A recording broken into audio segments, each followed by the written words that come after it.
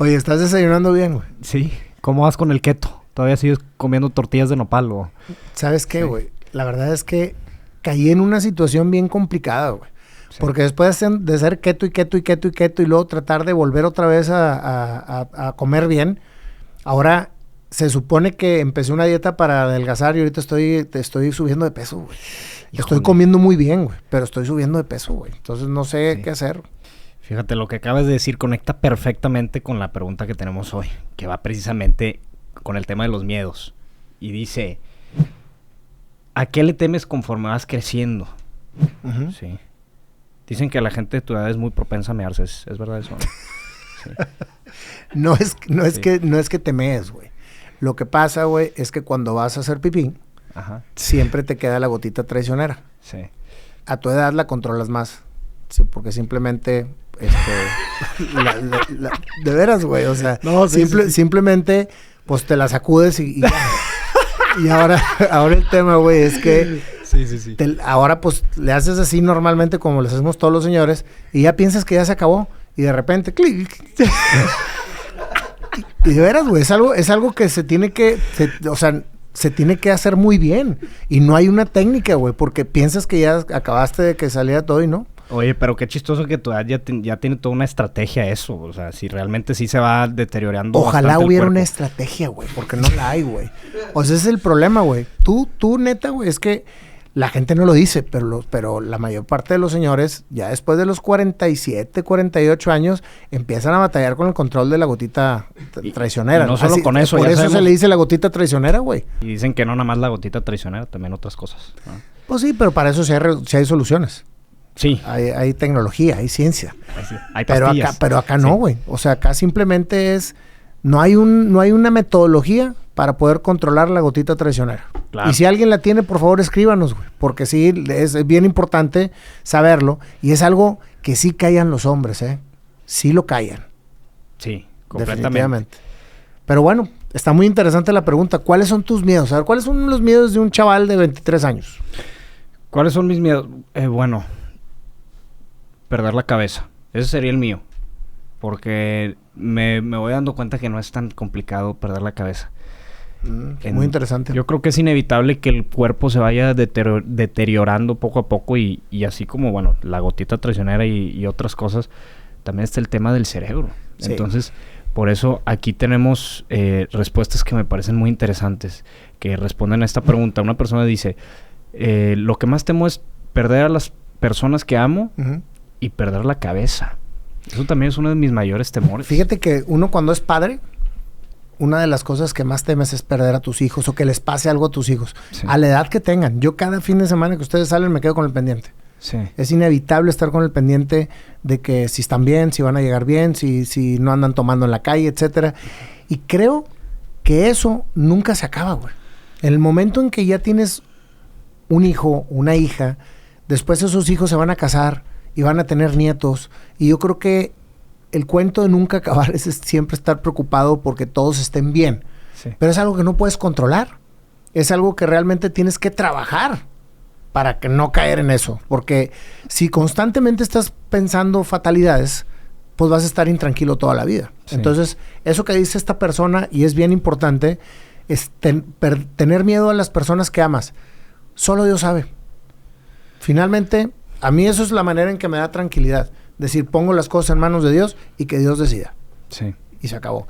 Yo sé que en las nuevas generaciones no son tan afectos a pedir, agarrarse de la mano de Dios o algo, que en lo particular yo creo que es un tema que tendríamos que profundizar más, porque para mí la clave, la base de todo lo que he hecho en mi vida es mi espiritualidad. Sí, fundamentalmente. Y creo que también, como dice la pregunta, es algo de lo cual, por lo cual la gente pierde la cabeza. Uh-huh.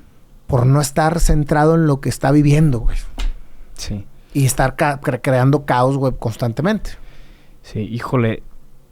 Yo sí tengo muchos pensamientos acerca de esto. Porque yo creo que estos miedos, digo, hay otras respuestas. Hay uno que dice Alzheimer, demencia, uh-huh. Dice cagarse, mearse, o sea, lo que estábamos platicando. Pero pues es que es cierto, güey. Y fíjate, encuentro un común denominador en todas estas respuestas, porque muchos giran alrededor de cosas que tienen que ver con la mente, especialmente.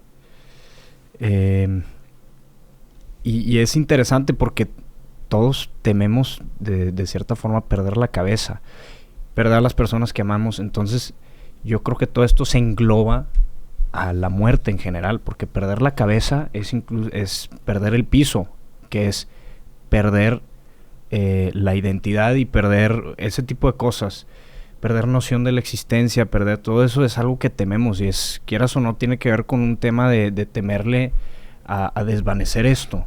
Pero fíjate qué importante es que lo platiquemos entre padres e hijos, güey, porque nosotros ya llevamos una brecha de crecimiento, ya pasamos por todos esos baches o esas situaciones en la que hay muchas maneras de perder la cabeza. Uh-huh. Tú tienes 22 años y es fabuloso que ahorita estés platicando conmigo de esto, porque yo tengo 53. Sí, por eso me interesa muchísimo ver tu punto de vista, papá, porque tú tienes ya años de vuelo y a mí me gusta mucho escuchar a las personas, y mucho más si viene de ti, que eres mi papá. Gracias, loco. Me diste mucha ternura, güey. No, es en serio. Suena como desmadre, pero sí. No. Es que es difícil, güey, a esta edad de los hijos que te digan eso tan bonito. Sí. O sea, los chavos que nos están oyendo no se queden con las ganas de decirle a su padre lo mucho que los admiran. O sea, se pierde eso, güey. Como que hay ya se disminuyó tanto la línea de la admiración entre el hijo con el padre. Fíjate lo que te digo, que después los ves como sonsos, como torpes, como que, no, hombre, yo cuando tenga la edad de mi papá voy a hacer mucho más. Y esa comparativa los lleva precisamente a un ego a una soberbia que no los deja crecer, güey. Claro. Entonces, para que tú me digas eso a mí, para mí es, olvídate. Y yo creo que para cualquier padre que nos está oyendo, que tu hijo llegue y te diga, si viene de ti, me interesa. Puta. O sea, de veras, es algo bien bonito. Qué bueno que me lo dices. Es que yo creo que muchas veces no nos nace. O sea, muchas veces, pero porque hay una barrera que se da, que yo siento que es inevitable hasta cierto punto. Yo siento que sí tiene que haber una voluntad también por parte del hijo para abrirse así. Porque si no, o sea, sí hay que agachar mucho la cabeza y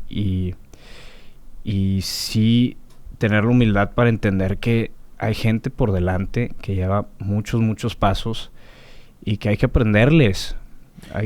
Lo acabas de decir tú ahorita. Yo creo que el temor de esa persona que escribió de perder la cabeza, muchas veces parte de la pérdida de la cabeza es la soberbia de pensar que tú eres mucho mejor que los que tienes alrededor que te pueden hacer crecer. O que tú lo puedes con todo, solo. Y yo creo que todos somos seres colectivos y estamos para apoyarnos. Y es bien simple, desde la forma más profunda, yo existo porque todos existen. Si no hubiera más personas, ni siquiera habría esa dualidad de entender que soy Paulo y que tú eres mi papá y que... Entonces, inevitablemente estamos hechos de los demás, porque todos somos lo mismo. Bueno, esto ya es un tema más espiritual, pero pues es que es bien simple. Si nosotros rechazamos por lo que ustedes han pasado, si nosotros no escuchamos a ustedes, no vamos a poder integrar lo que ya ha sucedido para transformarlo y seguir adelante con las nuevas filosofías y nuevas ideologías. Pero para eso hay que conocer nuestro pasado. Y qué mejor manera de conocerla que entrar a una profundidad con las personas más cercanas y los que te trajeron al mundo, que son tus padres. Y que por algo están ahí. Exactamente. Eso es lo que nunca nos preguntamos. ¿Por qué mi papá es mi papá? ¿Por qué mi mamá es mi mamá? Más bien siempre estamos diciéndonos a nosotros mismos, es que qué flojera que mi papá sea así, güey. No tengo nada que aprenderle. Claro que tienes que aprenderle porque es tu papá. Para algo es tu papá. Y así como lo veas, no deja de ser tu padre, no deja de ser tu madre. Y hay veces que los padres son bien duros y te tratan de la fregada, etcétera. Hasta eso, porque yo tuve un padre que siempre me trató de la fregada, o la mayor parte del tiempo. Pero gracias a todos esos tratos, ahorita yo tengo una capacidad de amarte de una manera que a mí no me amaron. A mí me amaron de una manera muy particular y lo agradezco muchísimo. Pero esa manera en la que a mí me amaron no es lo que yo quiero transmitirte a ti como mi hijo. Y él me enseñó a amar, güey. Así como era él, me enseñó a amar. Y entonces creo que parte de la pérdida de la cabeza es no reconocer de dónde venimos, güey. Por supuesto. Así es. Porque... y desde de dónde vienes aquí humanamente y de dónde vienes en un sentido más completo, más... Y es donde entra el tema de la espiritualidad. Sí. Ahora, te voy a decir una cosa, Pablo. Nosotros somos sus padres en los primeros años de vida. Después el hijo madura, crece, el padre envejece y el hijo termina cuidando al padre, muchas veces. Y los miedos más fuertes que dice aquí, que es el Alzheimer, el que te orines, el que no controles tus esfínteres, güey, el que todo es no querer darle al hijo la responsabilidad de que te cuide, güey. Yo creo que para cualquier padre es decir, yo quiero tener una vejez digna. Yo quiero tener una vejez en la que no tenga que recurrir a mis hijos para no ser una carga. Y creo que eso es lo que te termina llevando a hacerlo. Porque es tu temor.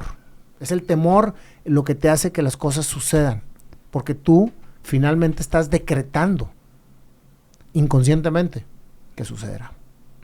Y es el poder de lo que es el decretar las cosas y suceden las cosas. Sí.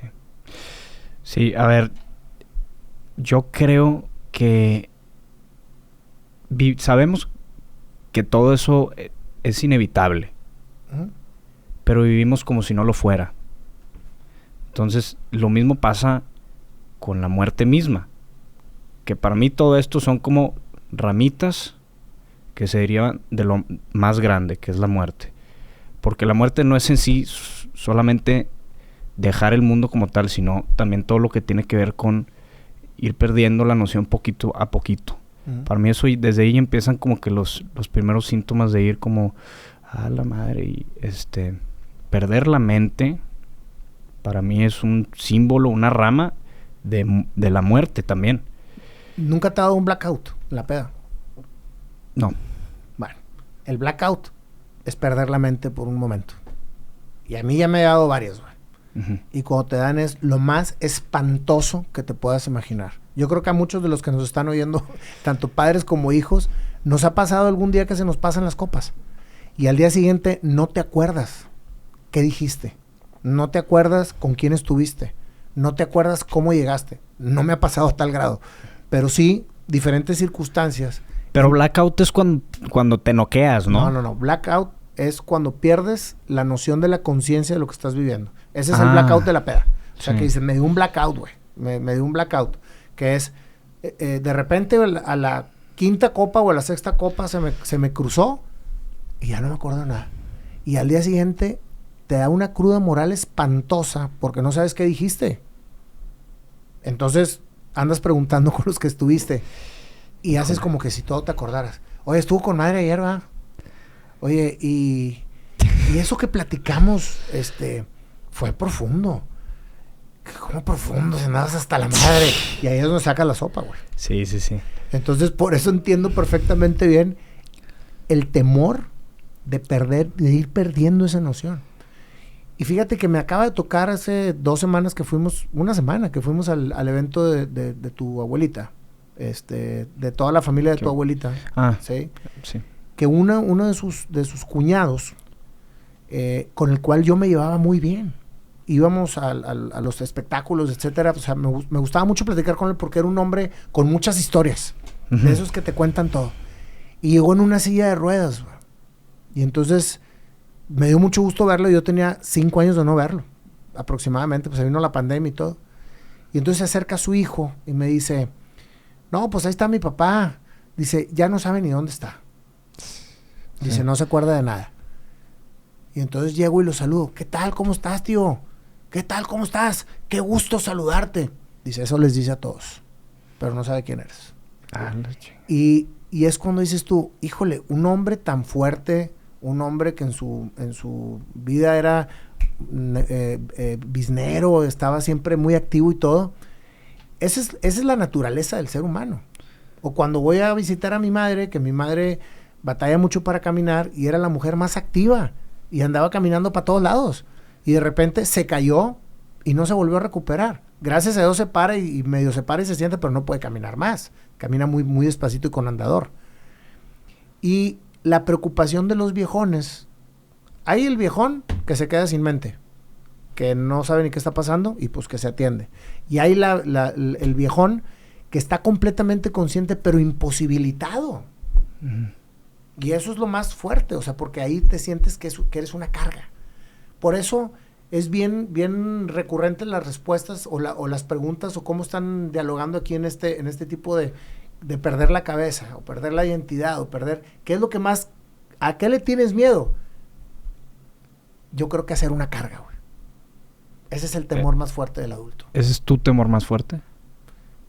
Pues no, porque yo soy muy comodino. La verdad es que yo sí soy del hecho de que ya me chingué mucho por ti, ahora te toca a ti. O sea, si me toca, pues me tocó, güey. O sea, y lo tengo que ver así.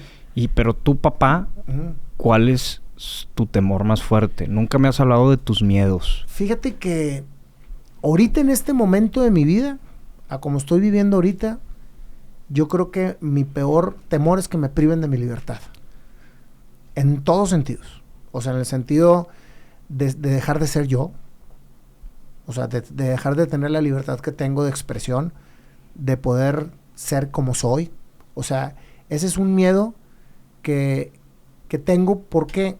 Porque cuando te avientas al ruedo y cuando expresas y cuando no tienes ningún filtro, empiezas a toparte y a bloquearte con situaciones que no les gusta muchas veces a la gente o al sistema o etcétera, y te empiezan como que a frenar, te empiezan a decir, no, es que no hagas esto, no digas esto, etcétera, mejor hazle así, mejor hazle acá, y empiezas a perder tu libertad y empiezas a ser pues una persona que no es fidedigna con su manera de pensar y manera de actuar. Por eso a mí me corromperte, ¿no? O sea, temes corromperte por las ese es un tipo de libertad ajenas. Ojo, eso es un tipo de libertad. La libertad de poder expresar. Que yo ya la estoy ahorita llevando a cabo a su máxima expresión. Y el hecho de que me digan, no lo hagas, o tienes que ir por aquí, o tienes que cambiar esto, o tienes que hacer esto para poderte adaptar a lo que estás haciendo, ese es uno de mis temores. Perder mi autenticidad, mi libertad. Y otro de mis temores es perder mi libertad física. O sea, de que por alguna razón, por el gobierno que vivimos o por las situaciones que están alrededor de... Estamos, ahorita los empresarios en México, estamos sumamente susceptibles a cualquier situación que el gobierno se le pegue la gana y te metan al bote. Y es bien fuerte, güey. Que porque una empresa te dio una factura por un servicio y resulta que esa empresa, otra empresa, le facturó y ya con eso ya estás involucrado en un lavado de dinero y es un delito y te vas. O sea, cosas de ese tipo. Sí. O sea, y para un empresario, en estos momentos de la historia de nuestro país, estamos sumamente vulnerables en cualquier situación. Siendo representante legal de una compañía, estás vulnerable a que te metan al bote algún día por alguna situación que ni siquiera puede ser 100% legal. O sea, de que digan, ¿sabes qué? Por mientras investigamos, al bote. Al bote. Y así es en muchos países. Entonces, por eso te digo que es miedo a perder mi libertad, tanto física como en mi personalidad como tal, ¿no? Uh-huh. Y de todo eso, ¿qué está bajo tu control? Hacer las cosas bien. Tratar de hacer las cosas impecablemente bien, y ahora sí, impecablemente bien, y estar muy al tanto de todo lo que están registrando y haciendo y todo, porque esa es una línea. Entonces, por eso te digo que en ese caso, pues el trabajo es hacer las cosas bien para no estar con el miedo todo el tiempo. Y en este caso, de la parte de la libertad de expresión, es tratar de siempre estarme instruyendo, de siempre estarme documentando, de siempre tratar de ser congruente de lo que hago y lo que digo para que precisamente esa libertad no se acabe. O sea, ambos caminos tienen soluciones, pero las soluciones muchas veces no se piensan por estar pensando nada más en el problema. Sí, está bien cabrón. Y fíjate cómo consume todos esos miedos. Son un gran consumidor de la mente, que no son ciertos. O sea, es una situación que que se genera. Pero fíjate, sí, no son ciertos. Pero yo creo que mi pensamiento caótico, que lo he tenido toda mi vida, güey. Yo soy muy caótico. O sea, estamos en caos. Estamos en crisis. Sí. Es lo que me hace accionar. Y es lo que me hace ir un paso adelante sobre situaciones que sí pueden pasar si el rumbo de lo que estás haciendo no cambia. Y eso es bien importante. Entonces yo prefiero ser caótico sin que me pase el tema de estresarme de más, pero sí estar activo en lo que tengo que trabajar para que no suceda lo que temo que me pueda suceder. Y creo que esa es la conclusión sobre mi punto de vista muy particular de lo que yo le tengo miedo. Ahora, ¿a qué le tienes miedo tú? Dices perder la cabeza. ¿En qué sentido? En cuestiones de la existencia misma. Porque no estamos tan lejos de perder la cabeza. Igual y en sí ya todos tenemos un cierto grado de demencia inconscientemente. Uh-huh. Sí. Tus temas son, digo, de un padre de familia. Tus miedos yo creo que los compartes con muchos de padres de familia. Y es complicado. Uh-huh. Por eso se les llaman miedos, porque son situaciones que hay una probabilidad de que sucedan, pero no están sucediendo. Entonces, aquí lo interesante es encontrar el punto donde entiendas que no están sucediendo y tomes acción para que no suceda, pero que a la vez no te consuma. Es bien complicado, digo, no es sencillo. Y el problema es cuando quieres controlar la vida de otras personas por tus miedos. O cuando quieres controlar la situación, ¿no? Fíjate lo que dice. Mi papá me dice que no quiere que me tiren paracaídas porque tiene miedo, güey, a que no se abra. Pues puede ser una posibilidad. Sí, pues es que sí. Puede ser una posibilidad. Uh-huh. Pero si el chavo se quiere aventar en paracaídas, ya es mayor de edad, ya es su libre albedrío.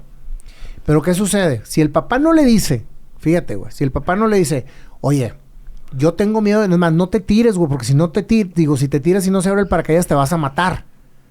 Ah, no, yo como quiera me voy a tirar. Y el güey se tira y se mata, al menos el papá no va a tener la culpa de no habérselo advertido. Y eso es bien importante, güey. Por eso mejor dilo, aunque no lo controles, pero ya estás ahí. Nosotros como padres tenemos la obligación de acompañar a los hijos y darles nuestra opinión sobre lo que van a hacer, uh-huh, más no restringírselos o no. Por ejemplo, me decía un señor, me decía, oye, ¿tú crees que sea posible? Le dijo la hija, ¿tú crees que sea posible que me pueda ir a vivir con mi novio? Digo, yo tengo 23 años y él tiene 25. Ni lo pienses. Fíjate, güey. A los 23 años. Ni lo pienses, porque si sales de esta casa no vuelves a entrar. Estás tratando de controlar la vida de un ser humano adulto en donde estás dando tu opinión con una amenaza. Uh-huh. Y muchas veces ese tipo de amenazas hacen que el otro confronte un miedo y diga, no lo voy a hacer. Y a lo mejor ese era el camino para el amor de su vida. Y se lo estás bloqueando. Híjole. Entonces, ¿cuál es nuestro sentido? ¿Cuál es nuestra obligación? Decirle, mijita, platiquen bien de todas las reglas y todas las situaciones que los dos quieren para poder vivir juntos, para ver si al momento de platicarlas están embonando y pueden realmente llevarlo a cabo.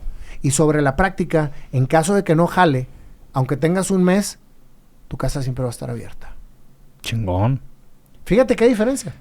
Eso es nuestra obligación y responsabilidad como padres, acompañar, no imponer. No decir, no estudies esa carrera porque te vas a morir de hambre. Me parte tanto el corazón, güey, escuchar eso, güey. De gente que tiene un talento hermoso, que puede ser un gran músico, una gran bailarina, y que le digan que se va a morir de hambre si estudia eso, güey. ¡Wow! Es cortarle las alas sin ni siquiera haber empezado a volar. Es bien triste, güey. Proyectando miedos, ¿no? Totalmente. Pero es el miedo que este cabrón, papá, discúlpeme, padres, pero a mí me da mucho coraje eso, tuvo y nunca se aventó y no deja que el hijo o la hija se aviente. Qué fuerte está esto, ¿verdad? Está fuertísimo. O sea, realmente. Güey. Mi padre, que en paz descanse, toda su vida quiso ser caricaturista, güey. Y siempre se ponía a hacerlas, y era un gran caricaturista, güey. Y le dije, papá, ¿por qué no te hiciste caricaturista? Porque tu abuela me decía que si era caricaturista me iba a morir de hambre y que necesitaba yo ser abogado. Y se hizo abogado porque su mamá se lo impuso. Y luego me platicó una vez algo que me partió el corazón, güey. Me dijo, éramos 2 amigos en el centro y a los 2 nos gustaba mucho dibujar. Dice, yo le hice caso a tu abuelita y mi amigo, sus papás lo apoyaron y se hizo dibujante y terminó siendo dibujante de Disney, güey. No mames. Dice, ¿sabes lo que yo hubiera querido? Tener esa oportunidad y yo era mejor caricaturista que él. Imagínate, mi papá se acabó matando. Qué grueso, güey. Fíjate cómo puede influir una situación de ese tipo en la vida de las personas. Sí, está bien fuerte. Entonces, digo, la verdad es que todo lo que dice aquí es bien cierto, pero lo que más me interesa de todo esto es que lo estamos platicando entre tú y yo, güey. Sí, sí, sí. Porque fíjate todas las cosas que se pueden descubrir en el camino de un chavo casi adulto, bueno, ya adulto, güey, pues ya vas a cumplir 23 años en 2 meses. En un mes, güey, ya vas a cumplir 23 años. Qué padre, que hubiera querido yo estas pláticas de profundidad con mi padre, porque te aseguro que si yo hubiese tenido estas pláticas de profundidad con mi padre, muy probablemente los caminos hubieran sido diferentes. Porque también a mí me sirve muchísimo esto. A mí me está sirviendo muchísimo de enriquecimiento personal el poder escuchar las nuevas tendencias. Y justo se lo decía a mis amigos la semana pasada. Para mí, mis hijos son mi mejor maestro. Son de los que yo aprendo, tanto de tus hermanos como de ti. Y obviamente de tu mamá ni se ide. Pero se convierten en grandes maestros. O sea, los padres nos terminamos volviendo alumnos de los hijos. Si tenemos realmente la humildad de serlos. Siguiente pregunta. Dice, padres de Reddit, ¿cuáles son algunas de las cosas que hicieron cuando eran adolescentes pero que nunca dejarían que sus hijos hicieran? Fíjate que a mí en lo particular, lo que hice, que creo yo que fue un error haberlo hecho tan adolescente, pero que gracias a Dios salí, fue fumar marihuana. Que a los 13 años, no tenía 13 años cuando fumé marihuana por primera vez. Okay. En Chihuahua, porque estaba muy abierto el tema. Y el problema con la marihuana es que no es que la marihuana sea tan dañina como tal como droga. Finalmente es una droga, pero sí es la entrada a todas las drogas. Y vi como muchos de mis amigos que también empezaron a fumar marihuana y que no la dejaron en su momento, se fueron por otras drogas y terminaron muriéndose de sobredosis, güey, o con problemas de delincuencia, etcétera. Solamente, creo que éramos como 10, de los 10, 4 se murieron. 2 se quedaron arriba. 1 está en el bote y nos salvamos otros 2. O sea, es grande la tasa de cómo se fue cada uno yendo por un lado diferente. Yo creo que esa es una de las cosas que sí hablaría. Gracias a Dios ninguno de los 3 fumó mota de chavitos. O sea, como que ya cuando lo empezaron a experimentar, porque finalmente ahorita es algo que la gente hace de manera muy regular. Antes estaba muy satanizado todo ese tema. Lo hicieron de una manera controlada, de una manera que al menos en lo que yo he podido percibir no hay tanto riesgo.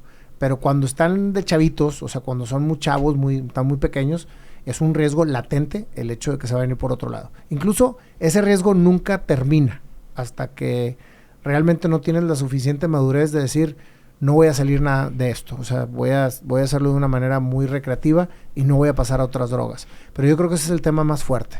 Y sobre todo también tiene mucho que ver la razón por la cual lo haces, ¿no? Sí, totalmente. El hecho del querer escapar por estar de esa manera.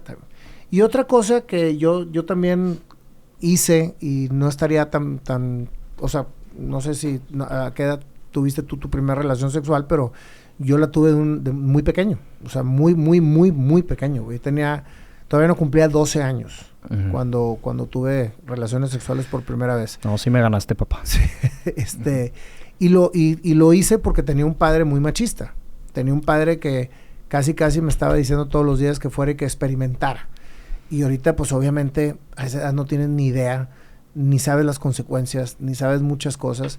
Y pues obviamente fue una situación que yo no quisiera que mis hijos lo vivieran. Afortunadamente ninguno de los tres lo vivió a tan temprana edad. No sé cómo andan tus hermanos ahorita, pero en el caso tuyo, pues sé que lo hiciste como a los 15, ¿no? 16, ¿ok? Pues como, sí, unos 15. Que también es una edad muy, muy temprana. Uh-huh. Pero yo creo que para tener relaciones sexuales tienes que tener la madurez para poder afrontar las consecuencias que conlleva tener relaciones sexuales. Sí. Y eso es algo que yo sería siempre muy insistente con ustedes en decir, si quieres tener relaciones sexuales, atente a las consecuencias de lo que puede suceder alrededor de, ¿no? Sí. Yo creo que son los dos temas bastante delicados porque yo creo que todo tiene que ver con la madurez de la persona. Digo, yo creo que ya a cierto punto, bueno, tus 3 hijos ya están más grandecitos. Uh-huh. La más chiquita, que es Eugenia, pues ya va a cumplir, ¿qué? 20 años. 18. Ah, bueno, está todavía un poquito más chiquita, pero sí siento que también tiene mucho que ver la madurez de la persona porque las pendejadas se cometen precisamente cuando tienes como unos 15 años, 14 años, cuando todavía no está bien desarrollada. Totalmente. La parte frontal. Tanto ¿no? el tema de las drogas como el tema de la sexualidad, como el tema del alcohol. Uh-huh. Todos los temas que se hagan a temprana edad antes de que los estudios científicos demuestran que en realidad la edad sí tiene un porqué, no nada más lo están poniendo por ponerlo, güey. Uh-huh. Entonces, en México son 18 años, en Estados Unidos son 21. Para mí, creo que la edad en donde termina de madurez la mente es de los 21 para adelante, para que no haya con los que maduran antes y los que tardaron en madurar. Uh-huh. Digo, aquí ya necesitaríamos a un psicólogo, ¿verdad? Yo estoy estudiando psicología. Ah, ¿sí es cierto? ¿Sí es cierto? Sí, digo, no me puedo considerar me la jugaste todavía, bien. Sí, no podría decirte con plena exactitud porque voy a pasar a 4º tetramestre, ya voy a la mitad de la carrera. No, pero ya tienes conocimientos. Tengo un poco más de conocimiento y no sabes cómo me ha ayudado estudiar psicología. Sí. Para entender muchas de las cosas por las que yo pasé con déficit de atención. Es más, el primer tetra, lo primero que vi fue el trastorno de déficit de atención y hiperactividad, que yo crecí con eso. ¿Tú creciste con eso? Entonces, eso es para mí lo que ya hice con ustedes. O sea, yo creo que el tema de las drogas y del alcohol y de la sexualidad en nuestra casa es muy abierto y creo que es un tabú en muchas casas.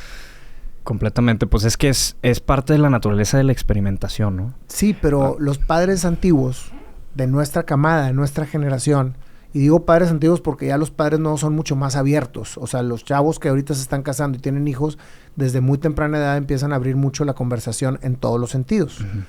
Generaciones como la nuestra son generaciones mucho más conservadoras, más cerradas, en las que un padre a lo mejor batalla para platicar con su hija de una situación sexual, siendo que en realidad es exactamente lo mismo.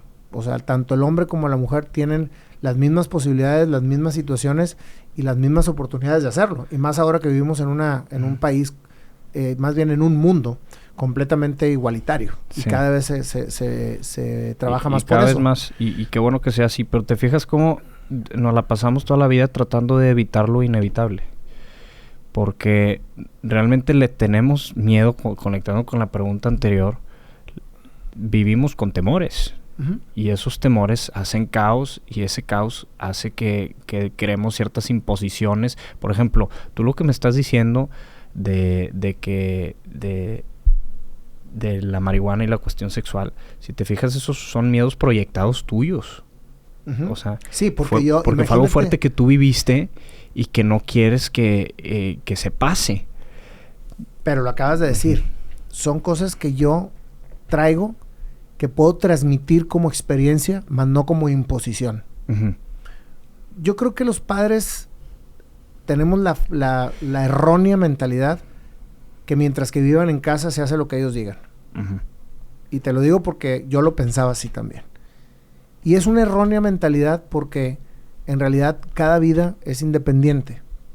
Y entre más viva contigo, pues más lo puedes disfrutar y más vas a poder tener la oportunidad de acompañarlo. Pero no quiere decir que te pertenezca. O sea, los hijos pueden decir todo lo que quieran escuchar los padres y hacer otra cosa completamente diferente fuera de casa. Ujú. Entonces, para mí es mucho más importante abrir el diálogo y que podamos platicar de manera transparente de lo que estás viviendo y que sin amenazas ni imposiciones podamos realmente tener un diálogo de acompañamiento y crecimiento. Y no nada más imponer y pensar que por entre más duro hablemos, más caso nos van a hacer. Sí.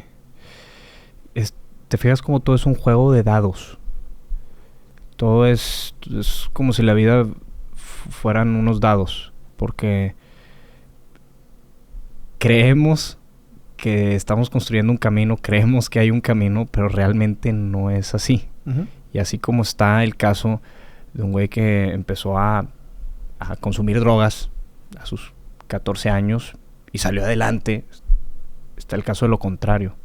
Entonces son unos dados para todos.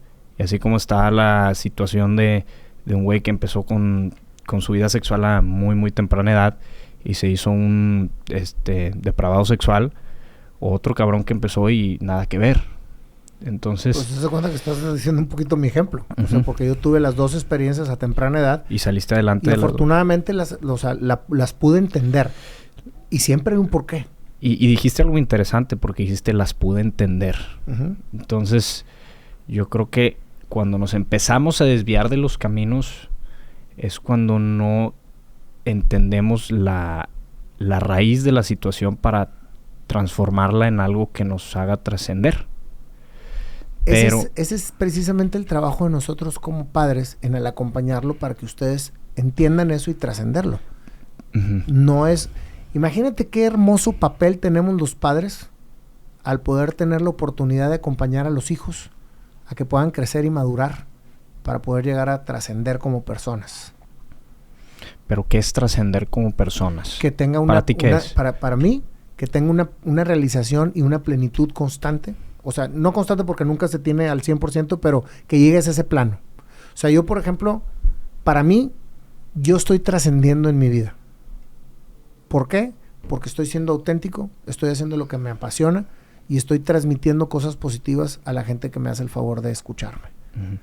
Y lo tengo muy claro. Y eso para mí es dejar un legado. Estoy dejando un legado para que la gente pueda conectar con la gente que yo entrevisto o contigo que estoy platicando, siendo un puente o una herramienta para que la gente conecte y pueda llegar a su transformación. Entonces yo estoy trascendiendo en ese sentido. Uh-huh. Cada uno tiene su trascendencia propia y es diferente camino el que tiene que seguir. Y cada uno tiene sus dados, ¿no? Uh-huh. Porque ¿cómo vas a convertir unas experiencias en trascendencias si no experimentas y si no... A lo que voy es que absolutamente todos inevitablemente caemos en ciertas situaciones que pudiesen parecer inadecuadas, pero que en ese momento debemos experimentarlas y es un trabajo completamente personal de cada individuo darse cuenta de la situación y salir de ahí si es necesario salir de ahí. Entonces, por eso te hago la referencia de que realmente la vida de cada persona son como unos dados. Uh-huh. Porque todos estamos expuestos a exactamente las mismas cosas, dependiendo obviamente dependiendo el entorno. A lo que veo es que todos vivimos en exactamente el mismo mundo. Uh-huh. Es el mismo mundo. Hay diferentes circunstancias, desde luego, pero es un mismo mundo. Entonces, a cada uno, de acuerdo absolutamente todo lo que está rodeado, tiene está en un camino que es únicamente de esa persona y es su trabajo encontrar la profundidad para entender y encontrar su propio camino. Y yo creo que ese es un gran error por el cual hemos pasado, porque nos hacen pensar o hemos pensado que hay un camino correcto y queremos encontrar un camino correcto, el camino que nos va a dar una seguridad, el camino que nos va a hacer hacer las cosas bien o una verdad como tal. Y no existe eso. Cuando realmente comprendemos que hay una gran incertidumbre con el simple hecho de existir, entendemos que nada es estable. Todo es completamente distinto, infinitamente fluctuante, cambiante, no hay un común denominador. Y ese yo creo que es un problema porque como padres, desde la perspectiva de un hijo, siento que ustedes piensan que hay un camino, de que es así, es así, es así, es así. Y muchas veces no estamos conscientes de esos dados de cada individuo. Bueno, eso es a lo que me refería yo con la imposición. O sea, si los padres quieren imponer, es que están convencidos que hay un solo camino, porque no lo hacen por mal. Lo hacemos y estoy siendo parte de, lo hacemos porque creemos que es lo mejor para nuestros hijos. Cuando los hijos están niños, o sea, que antes de que empiecen a tomar decisiones propias, etcétera, es nuestro deber decirles por dónde. Cuando los hijos crecen y se vuelven jóvenes y empiezan a ser mayores de edad, es nuestro deber acompañarlos y platicarles nuestras experiencias para que de esa manera ellos no caigan en las mismas situaciones o errores que cometimos nosotros. Pero es acompañarlos, no imponerles. Y el problema viene cuando empieza la lucha de poderes entre la imposición y el convencimiento del chavo de querer realmente llevar su vida por un camino que él está convencido que puede ser así y que los padres quieren que hagan lo contrario. Y me pasó en lo particular. Mi papá estaba aferrado a que estudiara y no trabajara. Y era una constante bronca. Un día antes de morirse, me dice, lo hice para sacar lo mejor de ti. Entonces era una metodología. Entonces, ojo, cuando tú conoces a tus hijos y dices, a este le tengo que entrar por aquí para que realmente capte lo que quiero que transmitirle, entonces son estrategias. Y muchas veces los papás usamos estrategias para poder manipular a los hijos y que hagan lo que realmente creemos que es lo mejor para ustedes. Ahora que mencionas ese tema que te sucedió con mi abuelo de la educación, de que él quiso que tú estudiaras y luego trabajar. Qué bueno que no le hice caso. Qué bueno que no le hiciste caso. No le hice caso nunca. O sea, tú trabajaste. Yo trabajé y tenía un plan perfectamente claro de qué es lo que tenía que hacer para llegar a ser empresario. Y entonces, ¿por qué a mí sí me dices que estudie? Porque el estudio, es más, yo nunca dejé de estudiar. Ojo. Yo estudiaba y trabajaba. Ok. Él quería que solamente estudiara. Sin trabajar. Sin trabajar. Y yo no le hice caso y trabajaba y estudiaba. Y yo insisto y te lo vuelvo a decir de frente. El estudio es la estructura y la disciplina para poder llevar a cabo cualquier actividad en tu vida. Esa es mi manera de pensar y lo que me ha servido completamente. ¿Sabes por qué? Porque te ponen a estudiar matemáticas sin querer estudiar matemáticas, pero tienes que estudiar para pasar. No, pero es que te encanta defender el sistema educativo y no sé por qué lo defiendes con tanta vehemencia. Porque para mí fue perfectamente necesario y es lo que me ha hecho estar donde estoy. Para ti. Por eso es el camino. No es el camino que digo que... No, ese es el camino que es el camino que digo que todos dicen que no es realmente. No, pero te estoy platicando y te lo dije. Yo te puse el ejemplo hace menos de 10 minutos. Bueno, yo te puedo hacer una pregunta. Las que quieras. ¿Puedo dejar de estudiar? Es tu... No, háblame al chile. Háblame al chile. Es tu decisión. Pero nada más lo único que yo te puedo decir... Para mí ahorita, si tú me dices, dejo de estudiar... pues dejo de pagar una colegiatura, güey. O sea, para mí es ganancia inmediata. Lo que no quiero es que en 3 años te haya faltado estructura, disciplina, relaciones, que es todo lo que te da la escuela, ¿sí? Y que lo que me ahorré de universidad lo tenga que meterle, güey, para tu manutención porque no ganas un centavo. Así, tal cual. Entonces... Yo no creo eso, papá. Bueno, entonces si no lo crees y crees tú que el camino es no estudiar... Yo creo que esos son tus miedos. Pero no los míos. Bueno, está bien. Si es así, con las cosas claras, no hay ningún problema. Tú toma la decisión que tengas que tomar. Y ya me la has venido diciendo en varios episodios. Entonces, a lo mejor es que ya estás fuera del TEC y yo ni siquiera enterado. No. Sí estoy dentro del TEC. Pero estoy en una situación donde necesito poner las cosas en orden para realmente tomar el camino que me corresponde. Y pues estoy en reflexiones muy profundas sobre el tema. No te voy a mentir. Tú toma la decisión que creas que es la más conveniente para ti. Yo confío en tu madurez, confío en que eres una persona con mucha visión, que eres un muy trabajador, que tienes tu empresa y que la estás sacando adelante, pero que eso no sea un espejismo para sentirte soberbio y decir, yo las puedo todas, no necesito estudiar. Porque finalmente el estudio te da la base, el conocimiento, las relaciones y la disciplina. Tienes toda la razón. Hay que tener mucho cuidado con eso. Eso sí te la tomo. Pero llevo estudiando 23 años de mi vida. Te faltan 2 y terminas la carrera, güey. O sea, imagínate nada más haber estudiado 23 años de tu vida y en este momento de tu vida decir, ya no. Es como correr un maratón. A ver, prepararte. Pero ¿por qué terminar algo que ni siquiera quise empezar? A mí, ustedes me obligan, o sea, todos nos obligan. Yo no dije, ay, voy a estudiar. Yo nunca dije eso. Entonces, no creas que me duele así de que, ay, no voy a terminar. A mí me vale madre. O sea, sí, para mí lo importante es el jugo que... De cierta manera, los papás que me están escuchando me van a dar la razón. Oye, ya le invertiste 23 años de tu vida. Eso sí te la doy. Pues mínimo sácame el título. Oye, esa sí te la doy. Pero, ¿cuántos realmente van a terminar pagándolo? Digo, aquí estamos hablando de un nicho específico, que es la educación. No, y esa pregunta que acabas de hacer tú, yo creo que muchos hijos no se atreven a hacérsela a sus papás, porque los cachetean y los mandan a la fregada, porque es una situación de que, oye, después de tanto tiempo, güey, ¿cómo me vienes a decir ahorita que no? Y deja tú, ya vas a la mitad de la carrera, güey, o sea, te falta nada. Te entiendo perfectamente. Y es tu segunda carrera, porque también tercera carrera. Tercera carrera. Soy una persona complicada en ese aspecto. En el aspecto académico sí lo soy. Y lo sabes. Y te lo aplaudo. ¿Sabes por qué? Porque gracias a la experimentación es como seguimos creciendo. Pues vamos a ver. Mira, lo voy a pensar bien, pero esto se podría malinterpretar porque yo sé que la educación es importante y hay muchas personas... que aspiran a una buena educación y que trabajan duro por obtenerla. Vuelvo a lo mismo. Las realidades varían.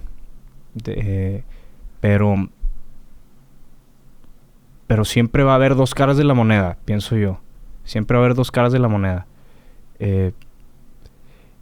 Y en todo hay un opuesto. O sea, no... Mira, te la voy a poner bien flaca. Te voy a poner un ejemplo que me vas a entender. Es que no hay un camino recto. No hay un camino recto. Te voy a poner el ejemplo que me vas a entender perfectamente bien. ¿Cómo se llama el juego ese que juegas? ¿Cuál? El Call of Duty, ¿no? ¿Cómo? ¿Cuál? Pues el que juegas, güey. El que vas haciendo misiones y la madre, que vas obteniendo armas y una bola de cosas. El Call of Duty. Call of Duty. Sí. Bueno. Imagínate, güey, que tú eres el protagonista de Call of Duty. Sí, pero... Déjame acabar.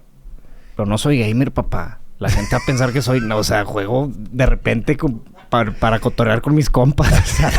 Pero no tiene que ver nada que seas o no seas. Estoy poniendo un ejemplo donde toda la gente que me está escuchando va a entender. Sí. Porque todos jugamos alguna vez, güey, porque nos gusta entretenernos en eso. ¿Sí? Y te he visto no jugar poquito. Te he visto que juegas regularmente.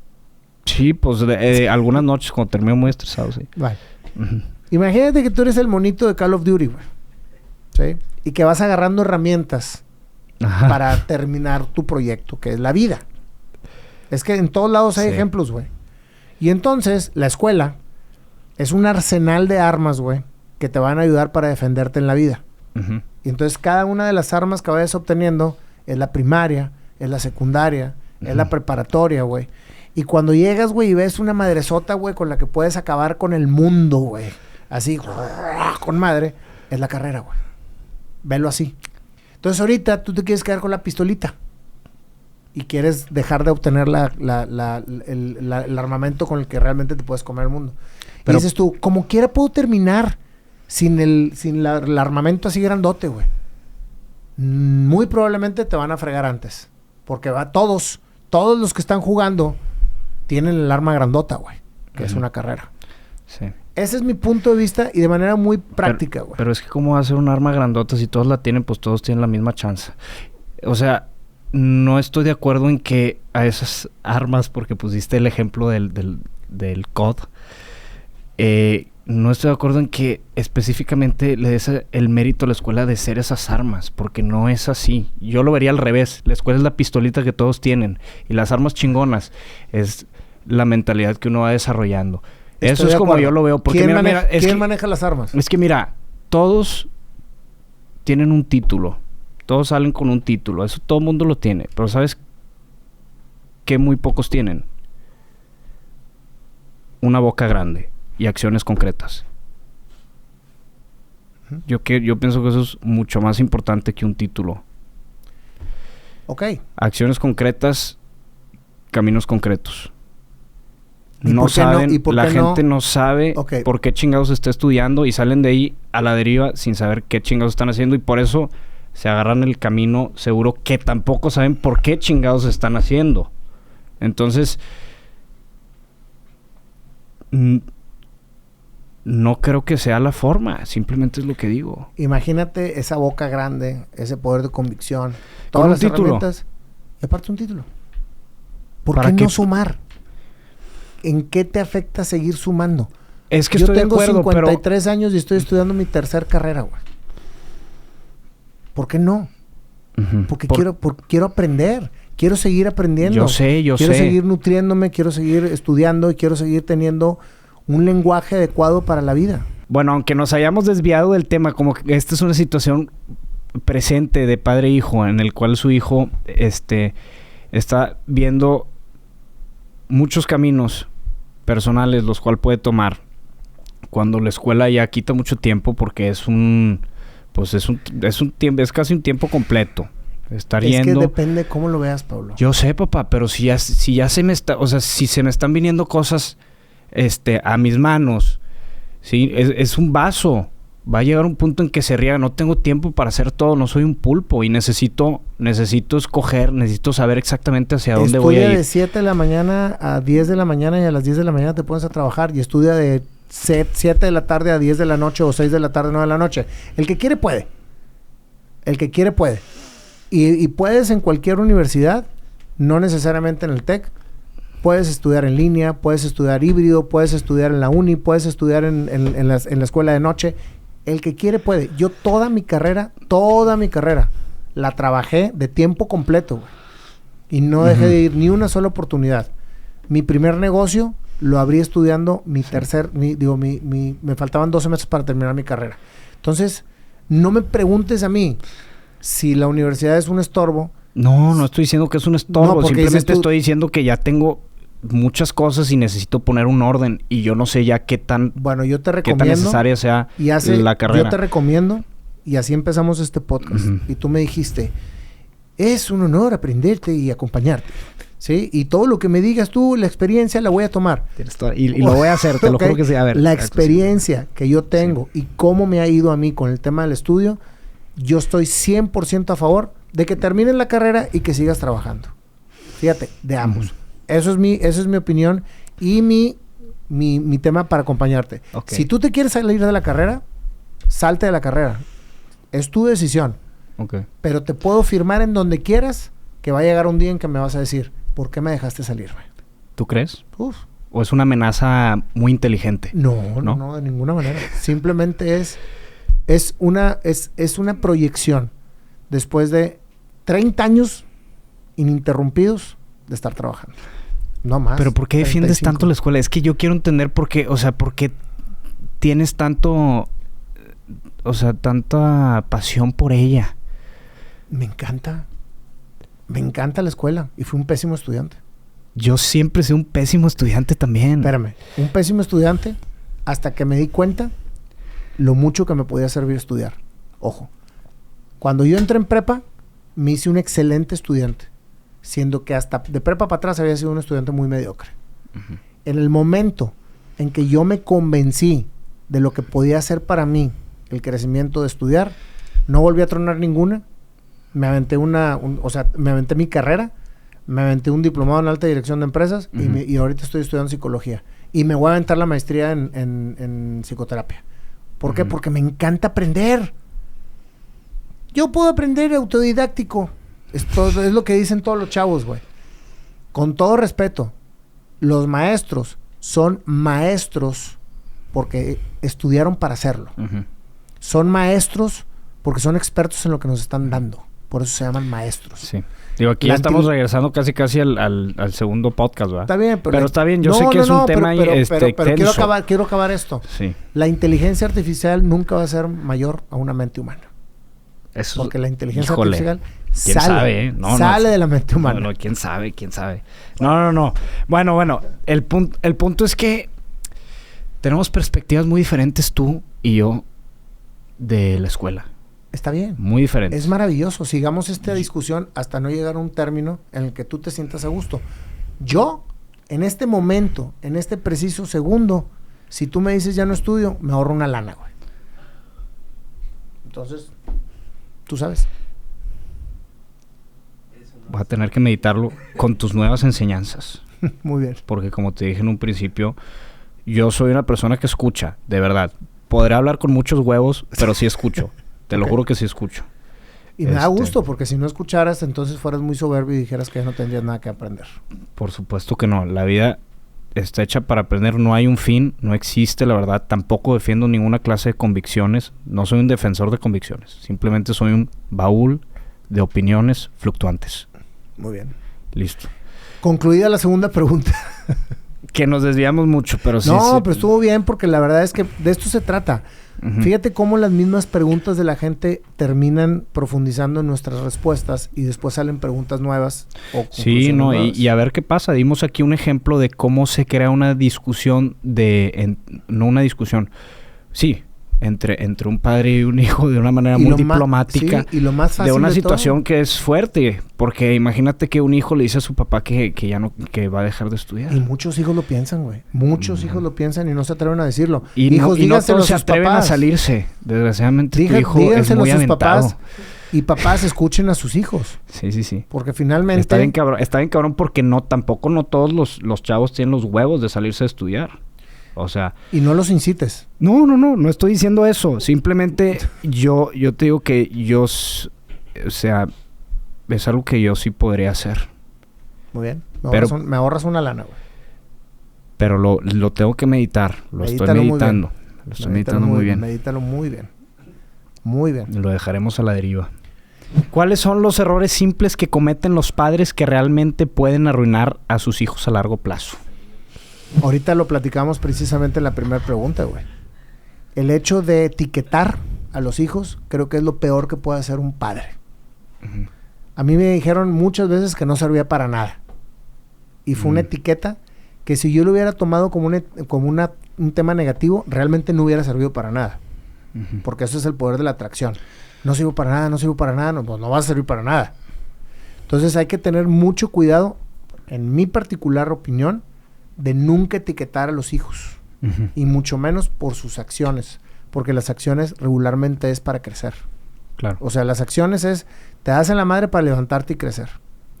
¿Qué nos sucede mucho? Que cuando, por ejemplo, decimos... Oye, ¿sabes qué? Este muchacho no salió para estudiar. Que a mí me lo decían. Pobrecito, güey. No viene al mundo, no viene a estudiar. Entonces, ¿a qué viene? No, pues mételo a trabajar en cualquier cosa. Y está lleno de grandes sabios trabajando en cualquier cosa, güey. Sí. Entonces, esos son personas que se quedaron traumadas con sus hijos. Con sus padres. Con sus padres. Uh-huh. Entonces, todo lo que tiene que ver con etiquetar. Para mí, eso es...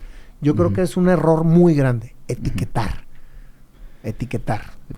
Otro error muy grande es querer cumplir los sueños que tienes como padre con tu hijo. Híjole, güey. Eso está fuertísimo, güey. O sea, yo no fui un buen jugador de fútbol americano y nunca estuve en la línea del titular. O sea, del equipo titular. Entonces mi hijo lo va a hacer. Y tienen a los huercos, güey, metiéndose una friega para que logren hacer lo que ellos no hicieron. Y les obligan y los hacen porque piensan que eso fue lo que les faltó a ellos. Y a lo mejor al huerco ni le gusta el fútbol americano, güey. Sí. Entonces, esa es otra cosa. Que los padres quieran cumplir sus sueños con los hijos. Uh-huh. Tenemos que entender que los hijos no son nuestros. Los hijos nos los dio Dios para poderlos acompañar a que sean personas de bien. Uh-huh. Pero no son nuestros hijos. Digo, no son nuestros. Sí. Válgame la redundancia. tienen su vida individual y nosotros somos sus acompañantes. Me gusta mucho esa forma de pensar. Hay una filosofía que me gusta mucho que dice que todo es como si fuera prestado. Entonces, me lo prestan y luego lo regreso en su momento. Y así aplica con todo, ¿no? Incluso con el dinero, el dinero viene, va, me lo están prestando pero no todo es eterno, no todo es estable. Entonces, ¿te acuerdas cuando me metiste al equipo de alto rendimiento de natación? Porque era lo que te había funcionado a ti. Sí. Sí. ¿Y te funcionó? Pues... ¿Te funcionó? Pues... Te funcionó a ti. Aunque no lo creas, Pablo, alguna vez vas a conectar y vas a decir, gracias por haberme metido al equipo de natación con no, te lo agradezco ya. Ya te lo agradezco. O sea, sí te lo agradezco. Yo no estoy... o sea, no te estoy diciendo nada, no te estoy refutando nada, no. Gracias por hacerlo. Sin embargo, yo tengo una personalidad muy distinta a la de estar en un equipo de alto rendimiento de natación. Nada más que pero te funcionó a ti. Eres un chamaco, eres un niño. Sí. Cuando eres niño, esa personalidad todavía no está suficientemente madura y tú tienes que, como padre, irlos encaminando para que la tomen. Irlos encaminando para que la encuentren, para que la hagan. Pero tú me metiste al equipo de alto rendimiento de natación porque hice una fiesta, ¿te acuerdas? No. Tenía yo... No es que hayas hecho una fiesta. Es que ya traías varios sucesos que fueron orillándote a una disciplina extrema. Pero pues entonces, es lo normal esa edad, ¿no, papá? Está con madre porque los hijos piensan que la acción se toma por su última acción. No. Digo, tenía que 15 años. No, ya sé, pero es que fíjate pero pero nada eso más. es lo normal en un niño de 15 años, dices, ¿no? Que ande desmadradito. Tú me metiste al equipo de alto rendimiento porque hice una fiesta. Pues por eso fue. No, esa fue la gota que derramó el vaso. Pero que... Toda acción... Pero que... Entonces, ¿qué fue? ¿Cuál fue la cadena? Porque esa yo no me la sabía. Pues eras indisciplinadón. Me acuerdo en aquel entonces batallábamos para que te levantaras en las mañanas. Traías ahí situaciones de no hacer la tarea en tiempo y forma. O sea, cuestiones de disciplina. ¿Qué es lo que tienes que manejar con los hijos cuando son indisciplinados? Disciplina extrema. Digo... Sí, güey. Te fuiste muy al extremo. O sea, no sabía nadar, papá, y me metiste en un equipo de alto rendimiento. Sí sabías. Siempre has tenido muchas aptitudes para el deporte y sabía que lo ibas a lograr. Lo lograste. O sea, la verdad... Te mamaste, te mamaste. La verdad es que fue algo que te sirvió muchísimo y que ahorita... piensas que me sirvió muchísimo. ¿Sabes por qué estás yendo al gimnasio ahorita sin parar? No fue por eso, papá. Fue porque yo encontré el valor del ejercicio. Años después... ¿Y qué crees que te hizo encontrar el valor del ejercicio? Las actividades que hiciste en ejercicio que te llevaron a ese entendimiento. Híjole, no creo que haya sido el equipo de alto rendimiento. Algún día lo vas a entender. Algún día lo vas a entender. No creo que haya sido la natación. Te lo digo con todo, o sea, con toda sinceridad. Es a lo que voy. Yo creo que conforme vas creciendo vas tomando ciertas cosas. Es que no tomes la actividad como tal, sino lo que está alrededor de esa actividad. No es la natación. Es el cumplimiento de una obligación que te hace ser disciplinado y responsable. Eso es lo que está alrededor de la acción. Muchas veces nos vamos nada más con la acción y no con lo que trae alrededor de la acción el aprendizaje y el crecimiento. Entonces, que tú no sabías es que me gané al coach y le regalé unas cosas como me fui a Nueva York, entonces llegaba 2 horas tarde al entrenamiento. Fíjate nomás. Bueno, te enseñaste a negociar. Te lo confesé 7 años después. Te enseñaste a negociar. En algo tienes que... Fíjate, güey, es que todo tiene aprendizaje, güey. Todo tiene aprendizaje, güey. ¿Estás de acuerdo? Sí, completamente. Entonces te acabo de dar una gran lección, güey.